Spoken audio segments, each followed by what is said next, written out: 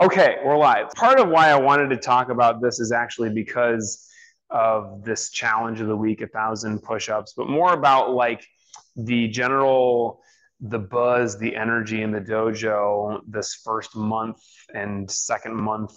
Usually people start their goals and their New Year's resolutions in January. Some of us are extra prepared and we started like right before the new year. And then some people like somewhere in February start thinking, I should really start to make some goals for this year. And then they start in February. But I'm sure you guys are the best of the best. So you've already begun. Uh, I had this email today as I was thinking about what am I going to talk about in meditation tonight. And I am on this, I get this email newsletter every month, no, every week from James Clear, who wrote the book that we just started carrying in the dojo, Atomic Habits. It's a truly wonderful book. If you haven't read this, it's one of the most important books I think you can get for sure. It's the best book I've ever read about habits. And this is really what New Year's goals and resolutions is all about. And so I base some of the stuff that I talk about with habits on this book and what I've heard from him. But this week, I really liked the newsletter and how it kind of fits in with the stage that we're at with goals this year. And so I'm going to blatantly rip off his newsletter and just talk about each kind of point that he makes. So it's a really great newsletter. I don't know exactly how to get it, but if you just Google James Clear newsletter, it's called 321 Thursdays. And it starts with 3 ideas from him. So the first idea is the days can be easy if the years are consistent. You can write a book or get in shape or code a piece of software 30 minutes per day, but the key is you can't miss a bunch of days. And this is really, I think, it speaks to our experience of setting big goals, and it could be something like doing 1,000 push-ups. It could be something even much bigger than that. I know some of you, it's like 1,000 push-ups is the most massive thing you can ever imagine accomplishing, doing 1,000 push-ups in a week.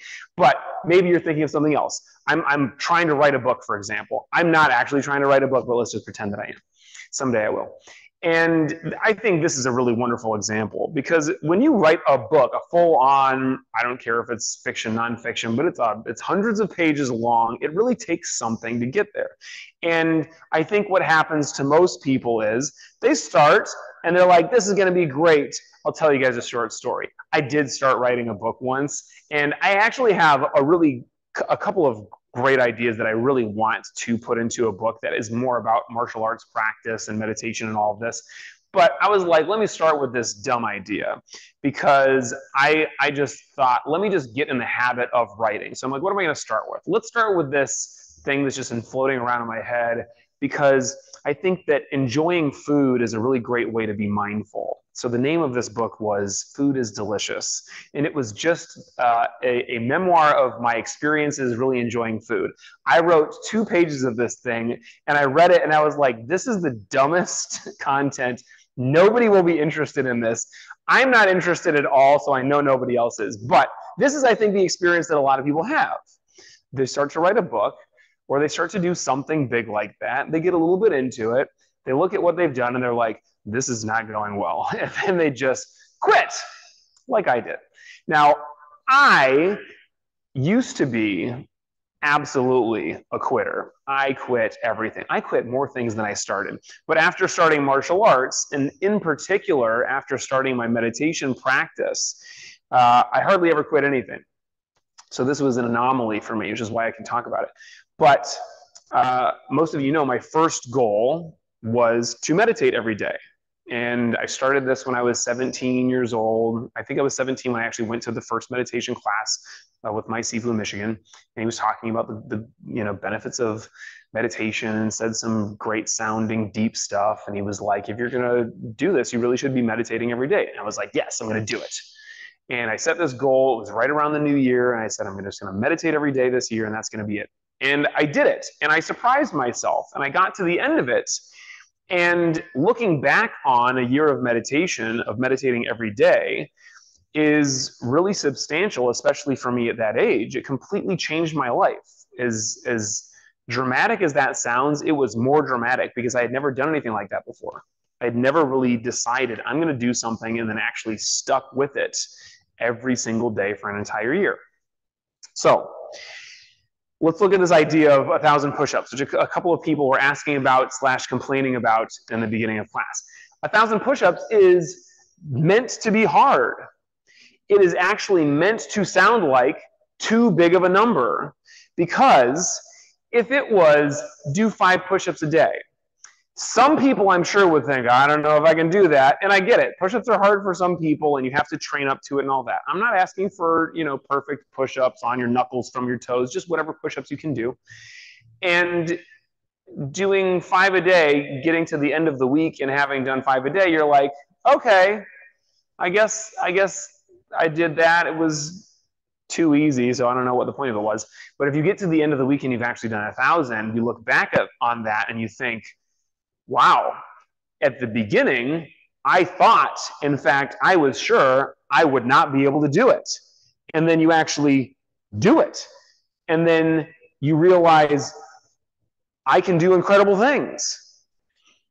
For me in meditation every day that year, that was the incredible thing that I did. And I was like, wait a minute, if I can do this, then what else can I do? I started actually getting good grades in school. I was able to transfer to, some of you guys have heard about this college. It's the best university in the world, according to me, the University of Michigan. We have the worst football fans in the world because we won this year. And so we're just going to never let you guys hear about it. We're never going to let you stop hearing about it. But in any case, I had like C's and D's before I started martial arts, and I started meditating, got straight A's, was able to transfer to school. And this talk is not going to be all about me and my amazing life. It's about meditation and setting goals and how like you're able to accomplish things. Because before that, I was literally just watching TV all day. So the days can be easy, meaning if 1,000 push-ups is my goal, I don't need to do 1,000 push-ups in one day. Of course, if you wait too long, you're going to have to do that. But if you do 100 and change a day, every day, then you'll equal 1,000. Now, if 100 and change sounds difficult to you, it's because it is. But let's say your goal is to meditate for 100, no, how does that work? 175-ish hours a year, okay? Saying that to yourself probably sounds like a lot. And it is a lot. And if you sat down and said, I'm going to meditate for 175 hours now, it would be ridiculous. It would never happen. But if you break it down to meditating a half an hour a day, that's very doable. And that's just an example, right? So writing a book. I'm not going to sit down and just write 500 pages nonstop. Nobody's going to do that. But you write a page or two a day. And then the next day you write a page or two a day. And this is all of the successful writers that I've ever heard talk about it say this. It doesn't really matter how good the stuff is that you're writing. It matters that you are writing. You just do the work. You have this place where you go, sit down every day, you start writing, you just write for 2 hours until you're done, or you write until you get those 2 pages done and you're done. And that will add up to greatness someday. So I really like that idea. The days can be easy if the years are consistent. The second idea, the wedding is an event, love is a practice. The graduation is an event, education is a practice. The race is an event, fitness is a practice. The heart, mind, and body are endless pursuits. So the name of this talk is on endless pursuits. And our martial arts and meditation practice truly should be an endless pursuit. I know you just started Tai Chi, and Tai Chi in the first couple of classes probably feels more or less overwhelming, but at a certain point you'll start to feel like, I'm starting to get this. Same thing in Kung Fu, right? I'm starting to get the techniques better. But then you start to realize that there's a little bit more to do. So I was talking about this morning. There's a particular posture in Tai Chi called single whip. So you learn this, right? So when I first learned it, I went like this and just kind of slid right into it. And that's kind of not wrong. I better do it this way so that everyone can see. But it's not quite complete. There's more to it. So when I practiced for a long time, then I started to realize all these other details that were in there that I was missing. So specifically like this rotation before ending in this position, right? And what I used as an analogy this morning was, let's pretend that you're trying to draw a person, right? And so you start like learning how to draw as a kid. You draw a stick figure. You draw a circle for the head, a line, for the arms, and then like a V for the legs. And that's a person. It's recognizable as a person. Is it beautiful art? I guess it's in the eye of the beholder. I'm sure that someday my little girl will draw that and I'll be like, this is the most amazing thing I've ever seen. But it kind of sucks. So we're trying to add texture, layers. We're trying to add details, right? So if in the beginning it was like, I got here, and this is not necessarily wrong, but it's not really great either. Same thing as like a stick figure. And then I add more and more texture and I add more and more detail. And this is like you're drawing more features. And I don't think you can necessarily add on to a stick figure, but you get it, right? The drawing or the picture or the painting becomes more complete the more detail you add, the more texture you add, right? So in that way, our practice can kind of continue to evolve and get more complete and get more texture added to it as an endless pursuit. That is kind of in direct opposition to, I like learn the form, I get to the end and I'm like, that's it, I finished it, I'm done. I've got nothing else to learn. I've got nothing to improve upon. It's kind of a crappy attitude to have about life and practice. You always want to have that feeling and attitude of there's more left to do, there's more left to learn. So we talk about practice as like a mountain without a top. You can keep climbing, which to some people sounds like torture. And to be honest, if it were actually like climbing and you had like a backpack on, that would be really rough. But the thing you should be focusing on is not like the work of the climb. Of course, that's happening. What you're focusing on is the view, which keeps getting better and better and better. And there's more to see and more to do and more to kind of sink your teeth into the more you practice. And meditation is the same. I cannot conceive of something that is a more endless pursuit than meditation. And especially if we're talking about it, I asked the kids earlier today, why meditate? Like, what's the point of meditating? Why would you meditate every day? Like, why would you just sit there? And some of the kids raised their hand, and the very first kid I called on was like, enlightenment, sir. And he's like, he like went off for a minute about all this stuff. This is like an 11-year-old kid. And I'm like, that is not the first answer that I expected, but absolutely, that's it. And then we went on to talk about like better focus and being calmer and all that. But really, like the highest point, after you really get there, you're more calm and disciplined and focused. What we're aiming for eventually is this state of enlightenment. And we hope, first of all, we'll experience just a kind of a quick taste of it, what we'll call satori, just like a momentary enlightenment. And then it can really become a more lasting experience. And it will change who we are. It changes our experience of ourselves. It changes our experience of the world. And this also is very tempting to think of as a destination that we reach and then we've done it. We've completed it. But I think this is actually an unhelpful way of thinking of meditation and enlightenment. If you think of it as a destination, then it's binary.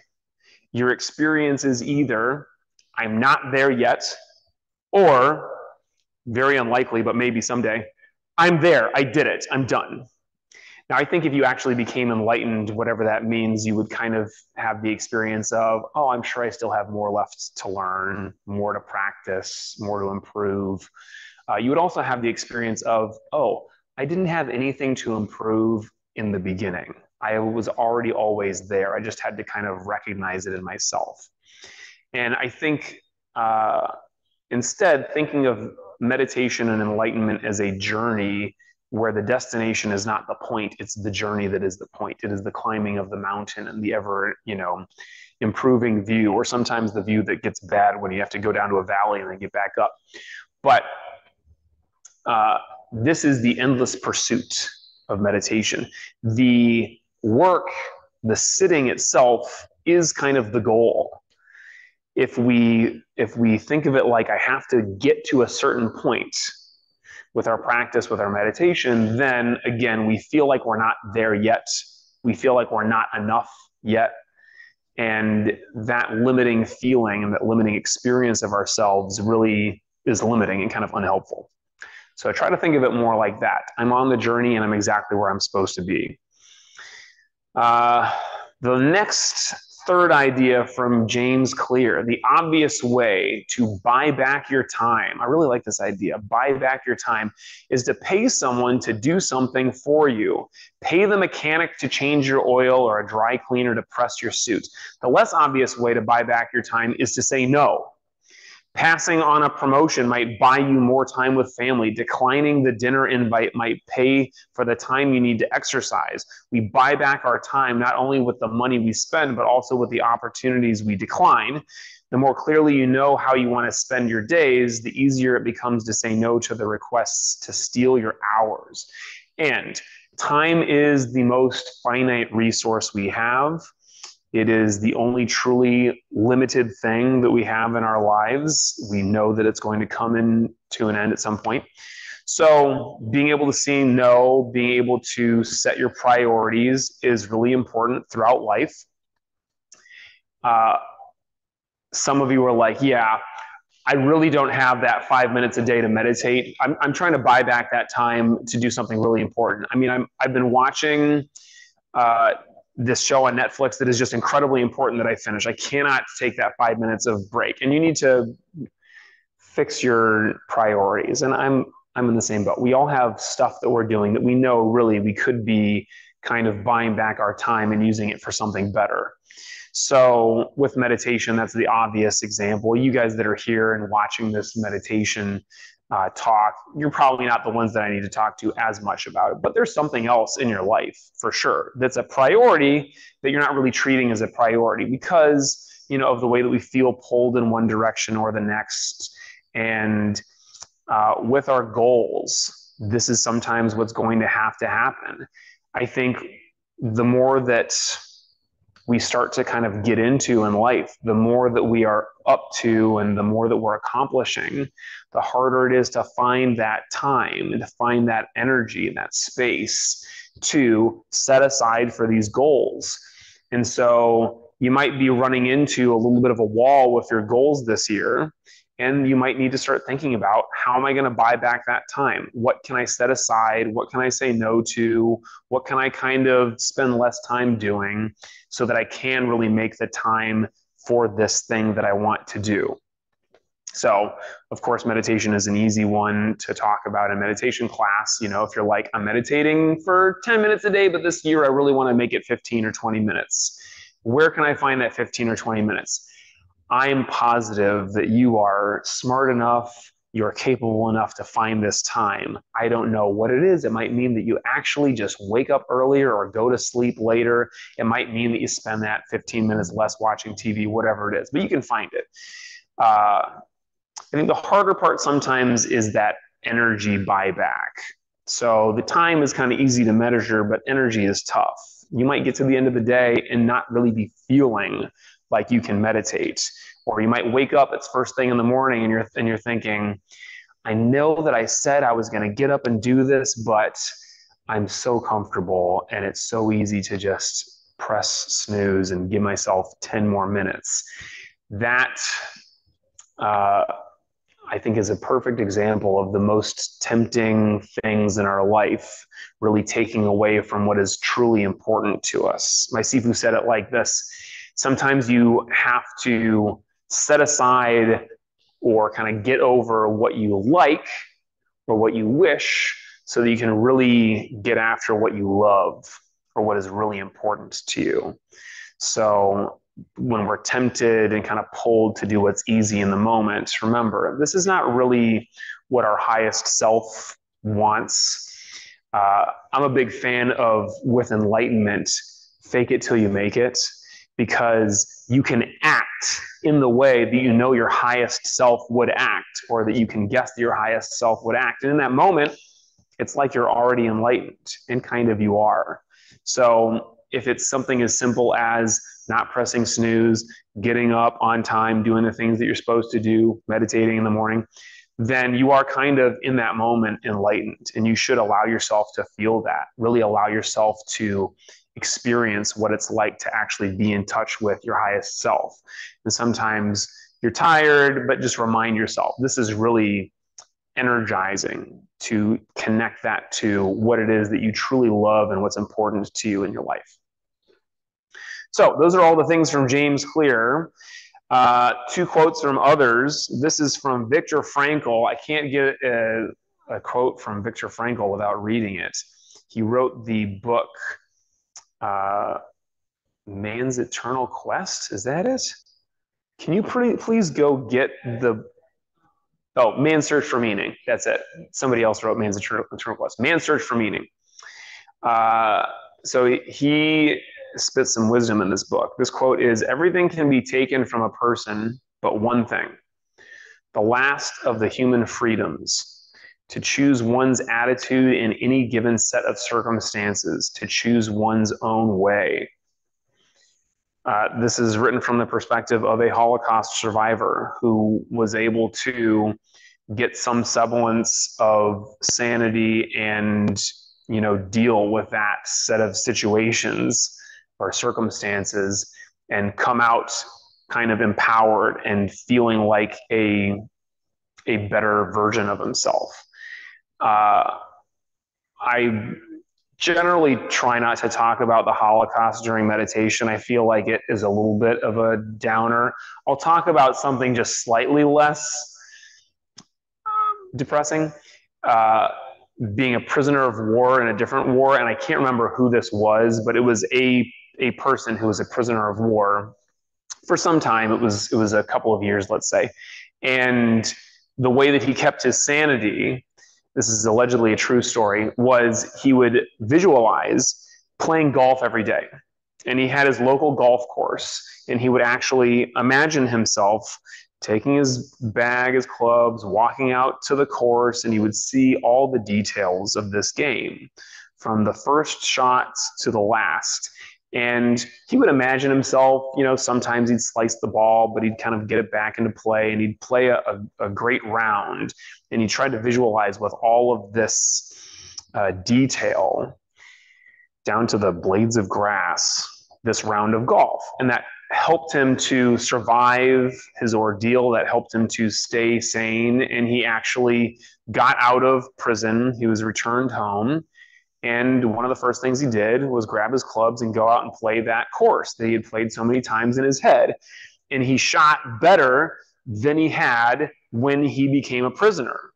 And I'm not telling you that if you really love golf, you got to go become a prisoner and visualize golf every day. But this is a fun example, if you can turn being a prisoner of war into a fun example, of how you could actually control your kind of inner experience, as Viktor Frankl is saying, to choose one's attitude and to actually kind of create something from this. I think it's a bit of a stretch to say that, we can create something from the Holocaust, but to be able to choose in whatever set of circumstances you find yourself in to decide the attitude that you have. And I think meditation is absolutely crucial with this, because we are in touch with our own experience. We're able to choose certain thoughts, and we're able to let go of certain thoughts. And that's really what it's all about, right? Our emotions and thoughts are really intertwined, but usually it's like a thought that pops into our head and we'll have an emotion associated with that. If we're able to let go of that quickly and we're able to shift to something else, then you can choose your emotional state, or in meditation, you can just choose to be totally present. The next one is from ethnobotanist and mystic Terence McKenna. I've never heard of an ethnobotanist before, but here we are, learning new things. Nature loves courage. You make the commitment, and nature will respond to that commitment by removing impossible obstacles. Dream the impossible dream, and the world will not grind you under. It will lift you up. This is the trick. This is what ails all those teachers and philosophers who really counted, who really touched the alchemical gold. This is what they understood. This is how magic is done.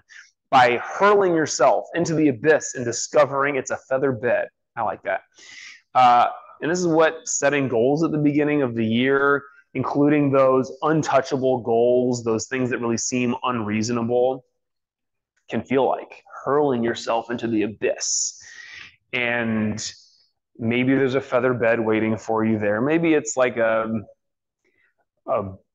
concrete slab waiting, but something's going to catch you. And if we never really allow ourselves to commit, of course, we can never truly fail. And that is really the secret and dirty, great part about not committing is you can't fail. And in order to really commit, you have to be okay with failing, especially in order to commit to something big. And I don't think that it will be any of our experience that every single time we commit, it's all just nice and feather beds at the bottom of that abyss, but more often than you might expect. And you kind of have to expect that feather bed to be there, something that will come from your commitment. And it will very often not be exactly what you expected or wanted, but something amazing will come from it. And this is kind of what's behind this quote, right? Nature loves courage, and it's not necessarily going to give you exactly what you want, but if you commit, you'll get something that you need. So this year, you might commit to something and you might fall right off of it and then kind of recommit. And maybe you recommit to the same thing or you recommit to something else. And maybe what there is to learn is that you have that ability to keep going even when you kind of fall off of the path and you're able to get yourself back onto it.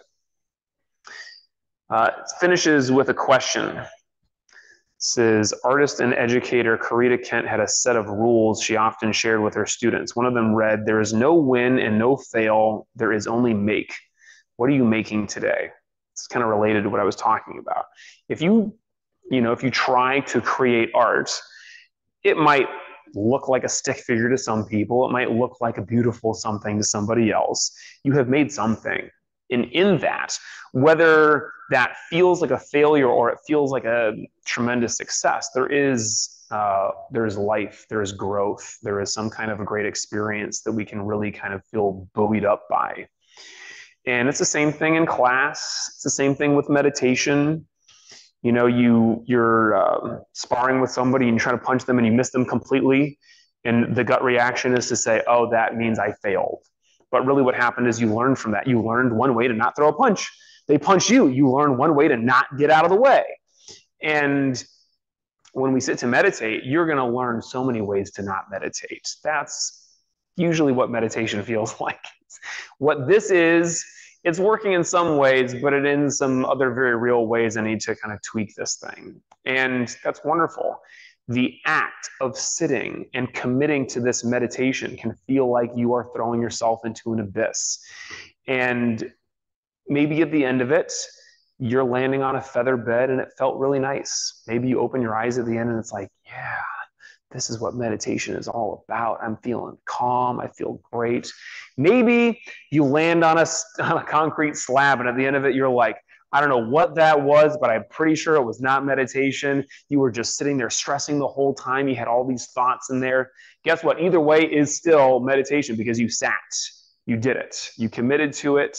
You set forth to accomplish something. And the art in that, just the fact that you were able to do it, to try it, is it. That really is the bulk of what we can get from our practice and our meditation. The discipline, of course, there will be increased focus that comes with it. Of course, there will be a whole host of great benefits, but committing to and just doing it and just setting aside that time each day and going over and over again. You get to the end of the year, you've accomplished something real, even if your meditations weren't always great. Even if your meditations were mostly bad, you have still done the work and you can look back and take that with you into whatever else is left. Okay, So I've talked for a little bit too long, but we've got enough time for about a 10-minute meditation. Sit comfortably. I'll go quickly over some ideas for posture. So sitting cross-legged or sitting seiza is great. Just make sure that you are not sitting with your bench backwards. Nope, that's correct. Okay. Make sure that you are not sitting with your knees above your hips. So if you're sitting cross-legged, just don't let your knees stick up too much. So lotus, half lotus, all that works. Kneeling works the best for me. You want your back to be straight. So from the base of your skull to the tailbone, it's not rigid, it's not like a steel beam, but it's straight. You feel like your vertebrae are just stacked on top of each other. Your chin is parallel to the ground. You want your hands upturned. They can be together or separate, but you don't want them sliding down. And you want to roll your shoulders back and kind of hold that gentle, straight spine posture. Hold, close eyes. Your eyes are slightly upturned. In this style of meditation, you want to associate your eye position with a raised consciousness. So you slightly raise them up. If you can think of the point between your eyebrows, just kind of visualize that point on your forehead in your mind's eye.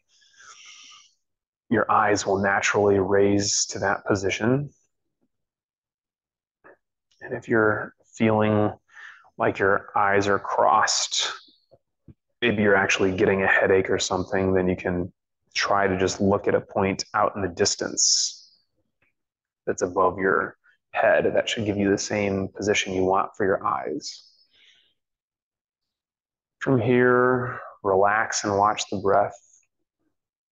Let go of all thoughts, worries, and cares. Be here now. When your mind wanders, as it will, don't beat yourself up. You can just label it as thought. There's no judgment. And just return back to the breath. And even though meditation can feel like work, you really want it to feel, when you return back to that breath, as if you're returning back to home after a long trip. So when you do find yourself refocusing on the breath, instead of making that a stressful experience, you make it comforting and enjoyable.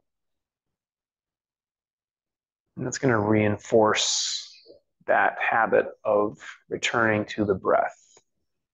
And that's really all there is to do in meditation. Continue refocusing, being here in this present moment. There's surely no higher purpose than this present moment or this breath.